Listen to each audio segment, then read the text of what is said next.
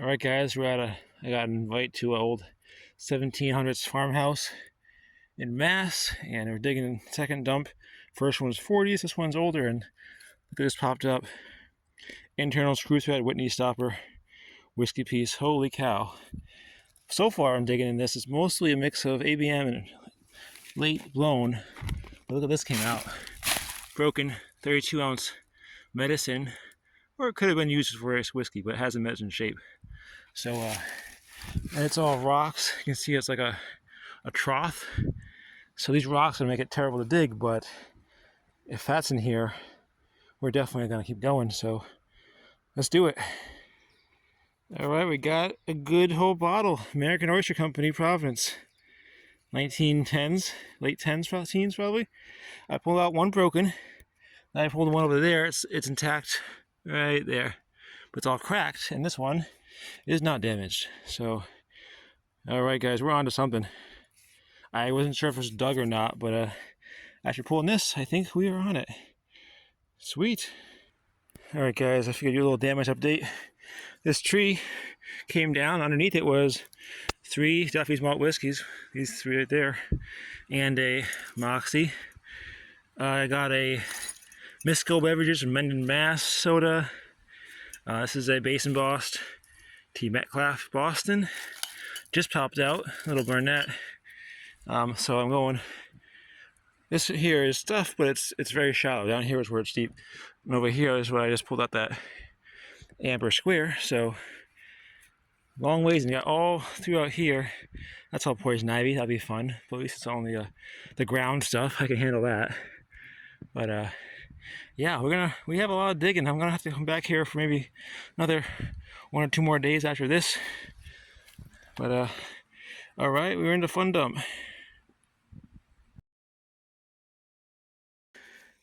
All right, guys, day 2 of the rock dump, and it's gotten exciting. This just came out. I thought it was called. It's a Howland's dentifrice.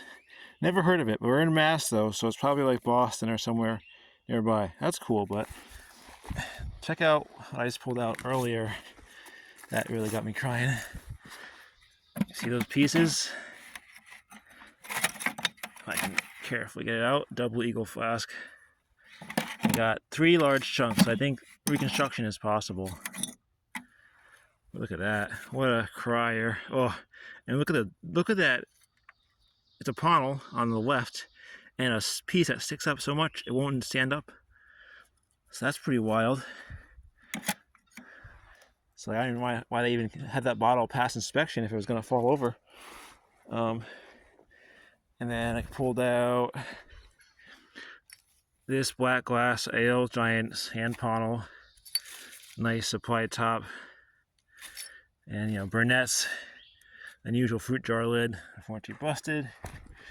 But this layer has me excited. It's like this lighter color, and it's below the rocks, and it has more intact bottles than the rest. Everything else is like, there's stuff in here, but it's really just smashed pretty badly. So hopefully this layer gets bigger. We could be in something really good right here. So fingers crossed. All right, well, this little guy popped out. Slick, surprisingly. Thought it was gonna be like a King's New Discovery sample. I've dug one like that before. We got a little round bottle here, and it is a Florida water with a broken top. And it says just Florida water. Okay, so it's a very plain one, but still, would have been nice. It's on the bottom too. Oh, it has a name at the bottom. Oh, Widow Tatum. I've never seen a Florida water with Widow Tatum on the bottom like that, so interesting. But okay, the layer's still going. It's thin. I'm afraid it's gonna peter out really fast, but hopefully it keeps going. All right, guys, I was working my way up here close to the top of this pile of rocks. You see a bottle pops on the side out, and look at that! Holy crap! Holy crap, guys! It's a pattern mold with something crazy top. Pontil mark on the bottom. That's one of the oldest bottles I've ever dug. And as you can tell, I'm trying to describe it, and I couldn't even have my words straight. Wow, that is special. That is really special. Well, that's getting a special spot in the bucket. And I'm gonna dig all the way to the top of this thing because who knows what else could be in here. Who knows? All right, I assume this is gonna be a blank med, but I figured I'd get it on camera just in case, and it looks like it's blank, but it's pretty early. If I can get the base. Yeah, I'd say circa 1885, 1890. Okay. They keep going this way, so let's keep at it. Well, it's been probably an hour since the last video.